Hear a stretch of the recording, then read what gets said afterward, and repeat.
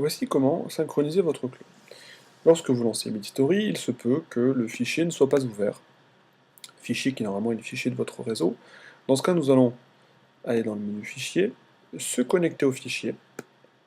Et ici, bon, dans la liste qui apparaît, moi je n'ai pas de serveur en réseau puisque je suis en poste fixe seul, mais vous devriez avoir, si vous êtes correctement connecté au réseau de votre cabinet, vous retrouvez avec ici un ordinateur qui devrait très vraisemblablement s'appeler serveur, et lorsque vous l'aurez sélectionné, trouvez ici le fichier qui correspond à votre fichier patient.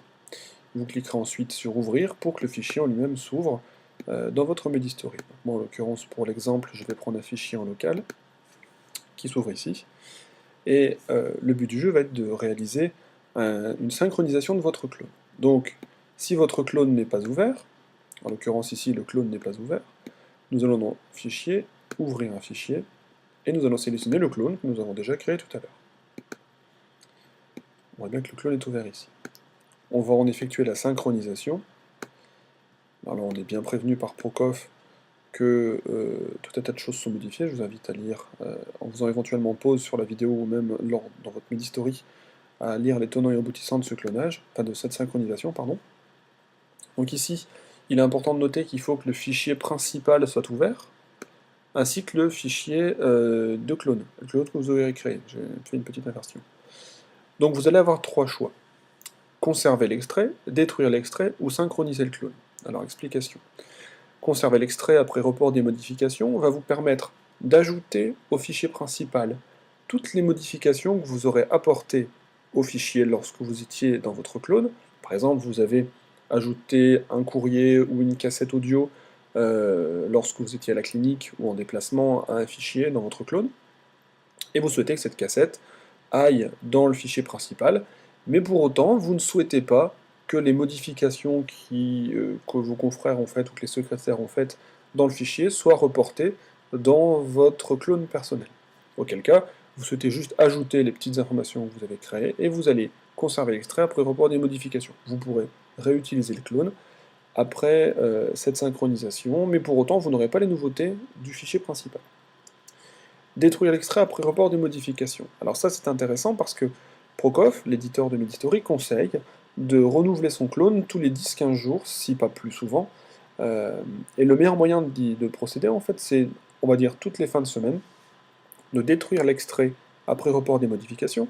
En effet, lorsque vous allez faire une opération de synchronisation, vous allez reporter dans le fichier principal toutes les modifications que vous aurez faites dans le clone, pour que les fichiers patients soient mis à jour sur le fichier principal, mais pour autant, vu que le but du jeu va être de recréer un clone juste après, aucun intérêt de récupérer les informations du fichier patient. Troisième cas de figure, vous avez fait un clone hier, vous avez fait des modifications, vous savez que des modifications ont lieu au niveau du cabinet, vous intéresse à la fois de récupérer les informations du cabinet, mais aussi d'y inscrire les choses que vous avez faites. Vous allez alors synchroniser le clone pour que les informations circulent dans les deux sens.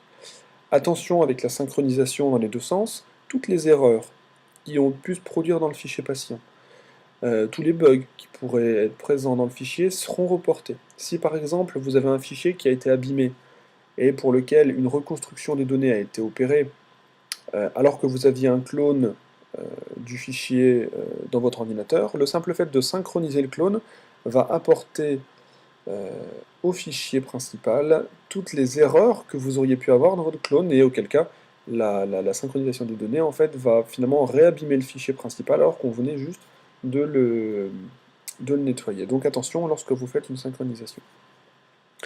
Ici, on va, pour l'exemple, détruire l'extrait après report des modifications, puisque on va dire que vous êtes en fin de semaine et que vous souhaitez recréer un nouveau clone juste après. Donc on va cliquer sur Suivant, Suivant à nouveau, il prépare la copie, voilà, ça s'est terminé avec succès. Donc ici, on se rend bien compte qu'on n'a plus le fichier démo, le clone de notre fichier, et bien sûr, il nous faut en recréer un nouveau. Donc on va dans le menu Fichier, Nouveau fichier, Suivant, et là, comme tout à l'heure, hein, on va créer un clone. Vous voyez que clone janvier a disparu.